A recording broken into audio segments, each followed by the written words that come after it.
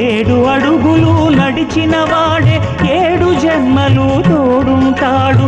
భర్తగా నిన్ను భరించువాడే బ్రతుకు దీపం వెలిగిస్తాడు.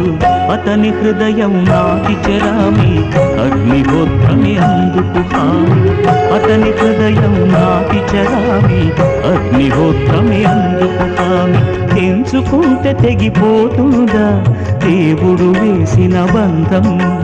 తెలుసుకో నీ జీవిత గమ్యం, పెంచుకోమానుబంధం.